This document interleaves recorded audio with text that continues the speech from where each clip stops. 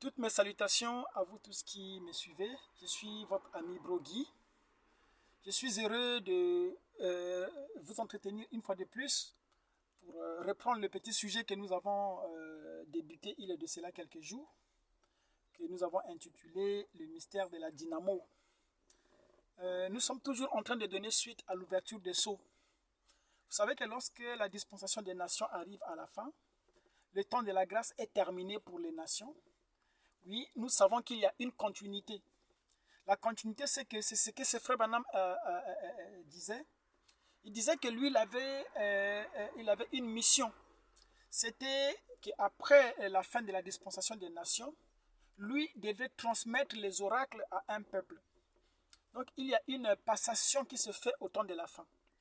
Lorsque, du côté des nations, les sceaux viennent pour clôturer leur dispensation, mettons fin à toute chose, clôturons les temps de la fin.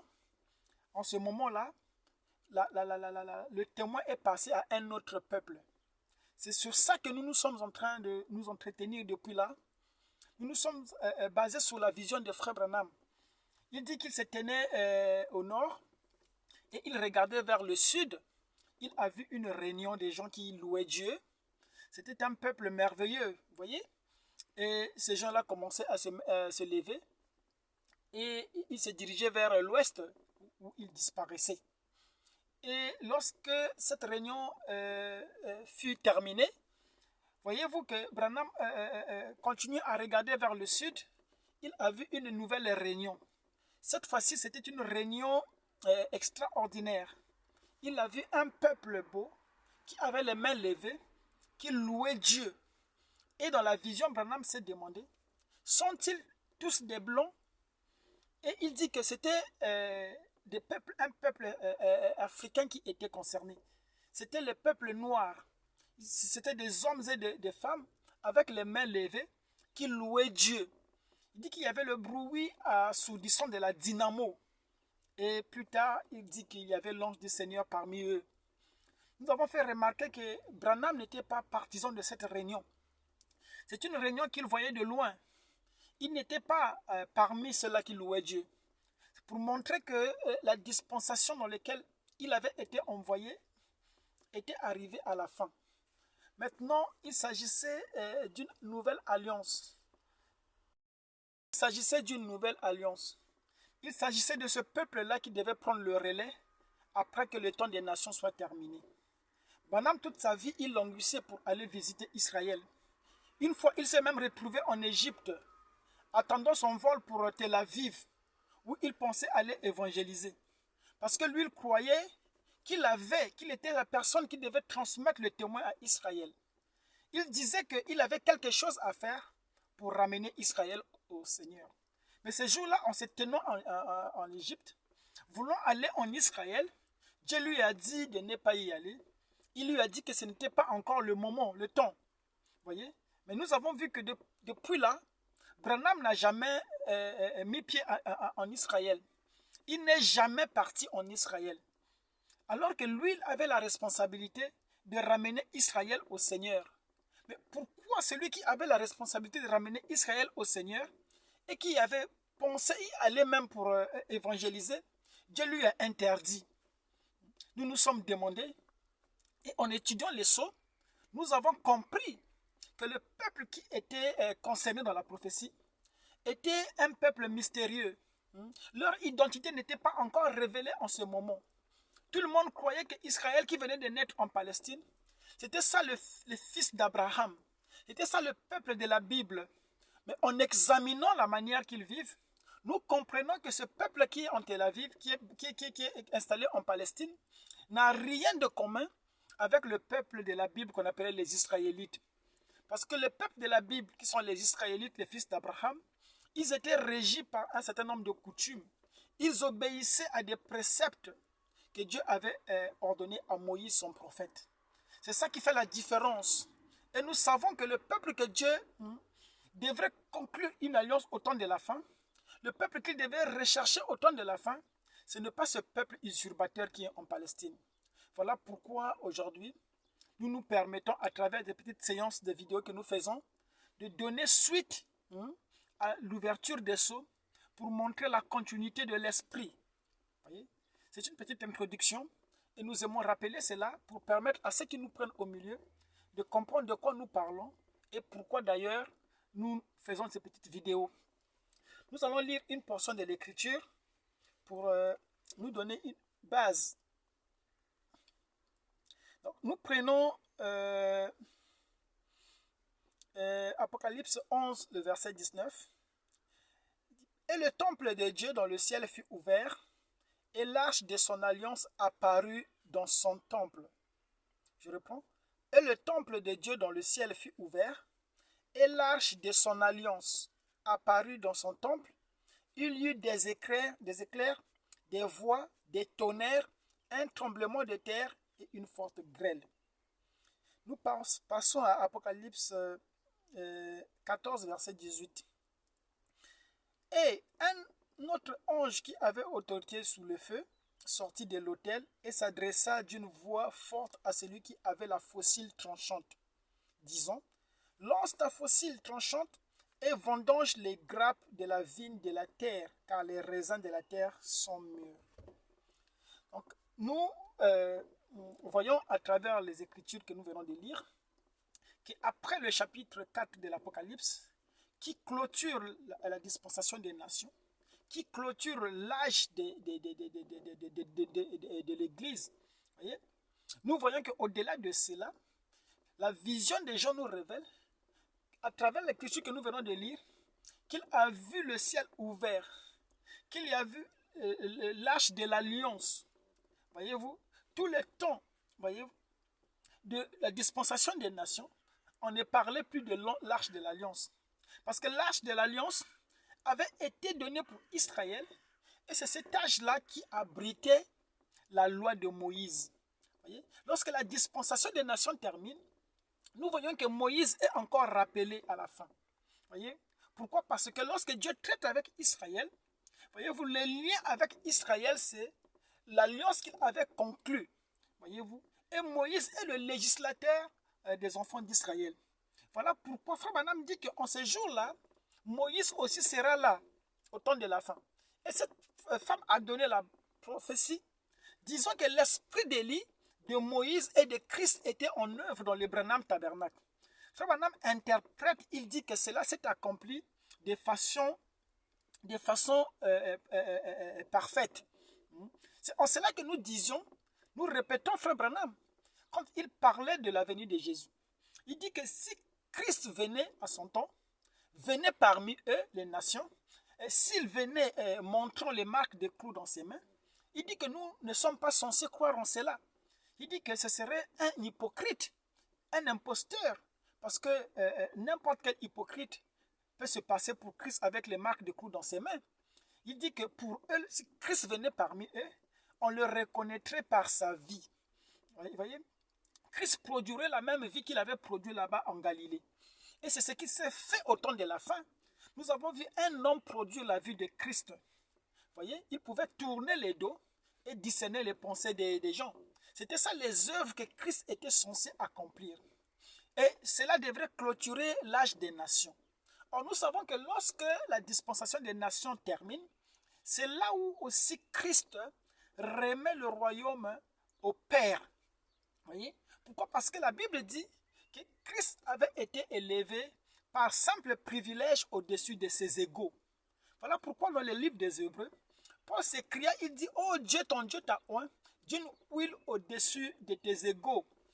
C'est par privilège qu'il fut élevé. Vous voyez, il était assis dans l'assemblée des égaux, mais par privilège, il fut choisi à cause de la mission qui lui avait été assignée. Et lorsque l'intercession termine, nous savons que Christ quitte la colonne de feu, là où il avait régné pendant les âges de l'Église, pour venir s'installer sur son trône, qui sont ces sujets rachetés. Et ces sujets rachetés ne sont autres que les fils de Dieu manifestés aujourd'hui.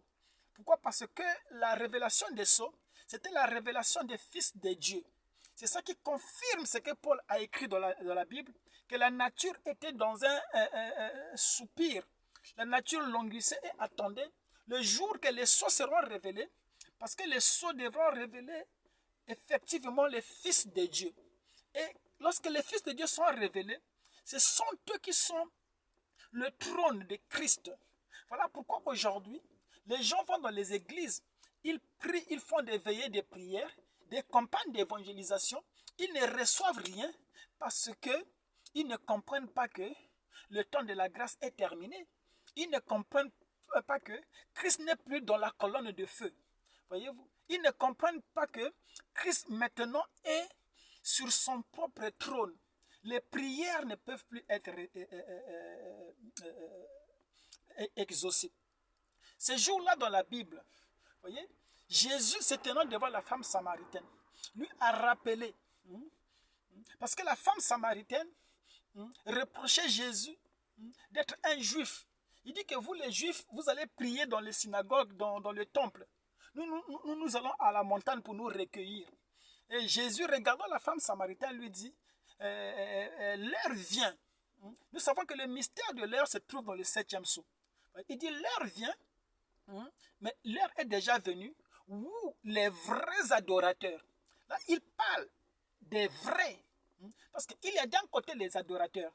Depuis la nuit des temps, les gens ont été des adorateurs. Il dit que le Père recherche les vrais adorateurs. Or, les vrais adorateurs n'apparaîtront qu'après l'ouverture des sceaux. Parce que nous avons vu que c'est lorsque les sceaux ont été brisés que les 24 anciens qui symbolisaient, voyez-vous, les deux alliances, voyez-vous, les 12 tribus d'Israël et les 12 apôtres qui représentaient l'alliance du Nouveau Testament, que les 24 anciens se sont courbés pour adorer. Donc le mystère de l'adoration était scellé dans les sceaux. C'est pourquoi Jésus disait que l'heure vient où les vrais adorateurs, où le Père recherche les vrais adorateurs, qui adoreront le Père. Voyez-vous, Jésus n'a pas parlé de l'adoration du Fils, parce que tout le temps, c'est le Fils qui avait été adoré. C'est le Fils qui fut élevé par privilège. C'est lui à qui on adressait les prières. C'est lui qui répondait aux prières. Voyez-vous, c'est lui le Fils qui était au sommet. Voyez-vous, et toute la gloire était donnée au Fils. Parce qu'il avait dit que Père, glorifie-moi de la gloire que j'avais auprès de toi. Mais Jésus dit que l'heure vient où les vrais adorateurs adoreront le Père. Voyez-vous, or, vous ne pouvez pas adorer le Père si le Père n'est pas révélé. C'est pourquoi il avait fallu que le sceau soit révélé pour que nous puissions comprendre le mystère. Nous puissions connaître le Père. Qui est le Père? Pourquoi? Parce que ce jour-là aussi, Philippe qui écoutait le même discours, il a pris le courage, il a demandé à Jésus, mais montre-nous le Père. Voyez-vous que Jésus n'avait pas de réponse. Jésus a engueulé Philippe. Il dit que depuis que je suis avec vous, ne m'as-tu pas connu, Philippe? Cela n'était pas clair. Parce que si cela était clair, Philippe n'allait pas poser la question. Mais nous savons que la question de Philippe est légitime. Philippe cherchait à voir le Père. Or, on ne pouvait pas voir le Père avant la révélation des sceaux. Pourquoi? Parce que on ne pouvait comprendre le Père qu'après les sceaux. Parce que le 7e sceau vous montre qui est le Père. Voyez-vous? Et aujourd'hui, nous connaissons qui est le Père. Aujourd'hui, on nous a montré le Père. Voyez-vous? Et nous savons c'est qui le Père. Le Père, c'est l'esprit original. C'est quoi l'esprit original? C'est ce que Fabien appelle le vous, virgule, l'esprit de Dieu. C'est ça. C'est que les vrais adorateurs devront adorer. Donc aujourd'hui, l'adoration, ce n'est pas en esprit, ce n'est pas d'aller dans un temple, de s'asseoir et d'invoquer un Dieu imaginaire. Non, Jésus avait bien dit que les vrais adorateurs devront adorer le Père. Voyez? Il faut d'abord connaître le Père avant de l'adorer. Si vous n'avez pas la révélation du Père, voyez-vous, vous ne pouvez pas l'adorer. Parce que pour adorer Dieu, il faudrait qu'il se révèle. Aujourd'hui, Dieu s'est révélé à travers le Fils de Dieu manifesté. Voilà pourquoi ce jour-là, Jean, lorsqu'on a brisé les sceaux, Jean a tressailli de joie. Parce que Jean avait vu le Père. Voyez-vous, quand il a vu le Père, voyez-vous, son cœur triste s'est changé en joie. Mais aujourd'hui, comme les gens ont vu le Père, les gens continuent à dire, montre-nous le Père, cela nous suffit. Alors que Christ a déposé le royaume au pied du Père. Le royaume du Fils est à la fin. Voyez-vous? Or, si vous ne comprenez pas le royaume du Fils, le royaume de la colonne de feu, vous ne pouvez pas saisir le royaume du Père. Pourquoi? Parce que toute la prière de Jésus, c'était que le règne soit fait sous la terre, comme il était au ciel. Que le règne du Père vienne sous la terre. Et Dieu est en train aujourd'hui de régner sous la terre à travers ses fils de Dieu manifestés. Voilà pourquoi chez les nations, chez tous ceux qui sont dans le bruit du dehors, les prières ne peuvent plus être exaucées. Pourquoi? Parce que les gens n'adorent pas le Père. Les gens n'invoquent pas le Père. Or, il fallait invoquer le Père pour trouver la solution. Nous avons vu ce mystère-là avec les animaux, la mère opposition. Parce qu'il avait connu l'adresse. Il savait en son temps où trouver Dieu. Voyez-vous, cet animal-là a traversé les rues. Il s'est faufilé un chemin pour arriver jusqu'où était la colonne de feu. Voyez-vous, et c'est là où il a trouvé sa consolation. Si un animal pouvait avoir la sagesse de traverser les avenues pour chercher l'adresse, aujourd'hui les humains vont dans les églises, ils vont prier, faire des veillées de prières. Pourquoi? Parce qu'ils ne savent pas où trouver le Père. Ils ne sont pas les vrais adorateurs. Mais les vrais adorateurs aujourd'hui adorent Dieu en esprit et en vérité. La vérité, c'est la parole. Parce que Jésus disait, Père, sanctifie par ta parole, parce que ta parole est la vérité. Aujourd'hui, c'est le mystère de connaître Dieu. Lorsque nous disons que Christ a quitté la colonne de feu, il a pris son propre trône, les gens prennent ça à la légère. Ils croient que ce sont des déclarations. Mais vous savez, aujourd'hui, l'autorité se repose. Oh, c'est tellement profond ces choses-là. Pourquoi? Parce que les gens cherchent des grandes choses. Cherchent des grandes choses. Voyez-vous? Ils cherchent à voir des choses spectaculaires. Mais ils ne savent pas que Dieu se cache, se révèle dans la simplicité. Il fallait être Jean. Quand il a compris les sceaux, Jean a vu Jean. Qui était Jean? Jean était le Père, l'Esprit original. Parce que vous êtes l'Esprit de Dieu. Et l'Esprit de Dieu, c'est ça le Père. Nous sommes en train de nous adresser à un peuple. C'est le peuple qui est concerné par cette promesse. Voyez? Nous voyons que la même promesse, c'est ça qu'Ésaïe avait prophétisé là-dessus. Ésaïe 11:11. Il dit qu'en ces jours-là, l'Éternel étendra de nouveau sa main. Quel jour s'agit-il? Le jour où les portes des nations seront fermées. Il dit que l'Éternel étendra de nouveau sa main pour rassembler, voyez-vous, son peuple dispersé en Égypte, à Patros, en Éthiopie et dans les îles de la mer. C'est en ce jour-là qu'il va rassembler. Et nous lisons dans la Bible qu'il y avait des anges qui étaient descendus avec la fossile pour moissonner la semence de la terre qui était arrivée à maturité. Oh, les moissonneurs, ce sont les anges. Lorsque nous voyons les 7 anges venir de l'ouest, ils viennent pour moissonner la moisson. Ils viennent pour rassembler les élus dispersés. Lorsque nous parlons des élus, il s'agit d'un peuple. Les élus ont toujours été les fils d'Israël. Ce sont eux les élus. Voyez-vous? Parce que c'est des peuples qui étaient choisis par l'Éternel. Dieu a fait de son peuple. C'est un peuple.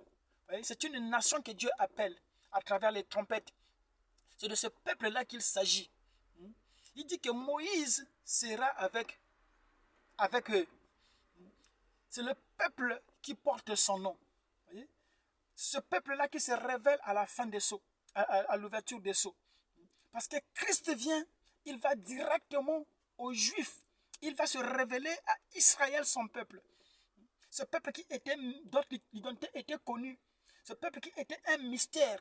Aujourd'hui, nous comprenons que ce peuple-là, c'est le peuple de midi.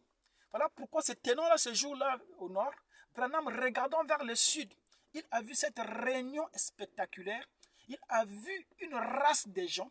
Il dit que je regardais, je me suis demandé, sont-ils tous des blonds? Et il dit qu'il s'agissait de la grande race noire, des jeunes, des hommes et des femmes beaux qui avaient les mains levées et qui louaient Dieu. C'est ça, la nouvelle Jérusalem, la ville du Très-Haut qui descend du ciel. Vous savez que la nouvelle Jérusalem est basée sur un fondement. Il y a les 12 portes de la ville, qui sont les 12 tribus d'Israël. Ce sont eux qui sont la base de la ville. Cette ville-là, c'est une dispensation. Cette ville-là, c'est une civilisation. Voyez-vous, c'est le peuple de Dieu, avec qui Dieu devrait conclure une alliance. Lorsque le temps de la grâce sera terminé pour les nations, lorsque les portes sont fermées, du côté des nations, personne ne peut plus être sauvé. Il a été dit que celui qui se souille, se souille. Celui qui se sanctifie, se sanctifie. En ce moment-là, voyez-vous, Dieu se révèle à un peuple. Nous avons pris l'exemple de Joseph en Égypte. Lorsqu'il a fini de traiter avec son épouse, il a amené l'épouse dans la maison. Voyez-vous, en ce moment-là, la porte fut fermée et Joseph, voyez, est allé à la rencontre de ses frères et il s'est révélé à ses frères. Si la femme de Joseph pouvait entendre la voix de Joseph, elle l'entendait de l'intérieur. La femme était déjà dans la nouvelle terre. Voyez-vous, pendant que Joseph se révélait à ses frères. Voyez-vous, c'est pourquoi après Apocalypse chapitre 4, l'église est entrée dans la maison. L'église ne revient que pour voir la grande tribulation. Voyez-vous, voir les trompettes, la femme dans le soleil et toutes ces choses-là. Voir, c'est comprendre. L'épouse est là, comprenant toutes ces choses. Parce que l'épouse est la révélation. Voyez-vous, l'épouse est lui. Voyez-vous, et c'est l'épouse qui se révèle. Voyez-vous, à Benjamin. Il s'agit de la même montagne, de la source provenant de la même montagne. La Bible dit dans Zacharie que lorsque le capuchon de la montagne est ôté, une partie coule du côté septentrional, une autre partie du côté de midi. Voyez-vous, les mêmes sceaux, voyez-vous, qui ont donné la foi aux nations pour l'enlèvement, voyez-vous, qui ont apporté la compréhension de l'enlèvement aux nations, ce sont les mêmes sceaux, voyez-vous, qui appellent les Juifs. Il faut même dire que les Juifs sont appelés par les trompettes. Et toutes les trompettes sonnent dans le 6e sceau. Voyez-vous? Donc si les Juifs entendent les mystères, voyez-vous, cela confirme exactement le mystère du capuchon de la montagne qui est ôté et une autre partie coule du côté septentrional, l'autre partie du côté de midi. Il s'agit de la même révélation. Voilà pourquoi dans la ville sainte, il y avait l'agneau et les rachetés. Voyez-vous, ceux qui avaient le témoignage de Jésus et ceux-là qui avaient le témoignage de Dieu, qui étaient représentés par Moïse. Voilà pourquoi au temps de la fin, Moïse devrait réapparaître. Pourquoi? Parce que Moïse est le législateur du peuple d'Israël. Nous savons que Dieu traite avec Israël d'une certaine manière, voyez-vous, différemment de ce qu'il a fait avec les nations. Pourquoi? Parce qu'avec Israël, Dieu leur avait donné la loi. Et quand Dieu s'est révélé à Josué, il a recommandé à Josué de méditer la loi nuit et jour. Il dit que c'est en cela que tu auras du succès. Le succès d'Israël dépend de l'observation de la loi. Voilà pourquoi Moïse intervient là comme législateur. Pourquoi? Parce que la loi n'avait pas été abolie. Il disait que je suis venu accomplir la loi. Voyez-vous? Voilà pourquoi toutes les dispensations se retrouvent au temps de la fin. C'était là ce qui a été préfiguré dans la vision de la transfiguration, où Christ se tenait sur la montagne. Il y avait Élie et il y avait Moïse. Frère Branham dit que cela était une préfiguration de la seconde venue. C'était une préfiguration de la seconde venue. Ça montrait les temps de la fin. ce qui devrait se faire au temps de la fin. Et ce qui s'est fait au temps de la fin, c'est qu'on a vu d'un côté Christ, on a vu Moïse et Élie apparaître. Cette femme a donné la vision. Il dit que l'esprit d'Élie, de Moïse et de Christ était en œuvre dans le tabernacle. Fabanam dit que cela s'est accompli de façon parfaite. C'est ça ce que nous sommes en train d'insister. Nous parlons du mystère de la dynamo. Et nous avons lié cela avec la dispensation du Père. Or, nous savons que la dispensation du Père était régie par les ténèbres. Parce que avant le kénossement du commencement, c'était le mystère des ténèbres. Le mystère des ténèbres. Parce que avant toute chose, avant de créer le Fils, oui, le Père était là dans les ténèbres du commencement, dans les ténèbres de l'infini. Voyez-vous, c'est là où les élus se déversaient, étaient en train de faire leur kénossement dans la lumière. Il dit que la lumière soit, et la lumière était un corps. Cette lumière qui fut créée en premier, c'était ce qu'on appelle le Logos, le Fils de Dieu. Voilà pourquoi Paul dit qu'il avait été élevé par privilège. Mais avant l'ère de la lumière, c'était les ténèbres. Et les ténèbres, c'est la civilisation, les gens de la mélanine. Voilà pourquoi on parle de la dernière réunion qui était des fils de Dieu manifestés. C'était cette race de gens. Oh, je m'arrête par là. C'était Brogui.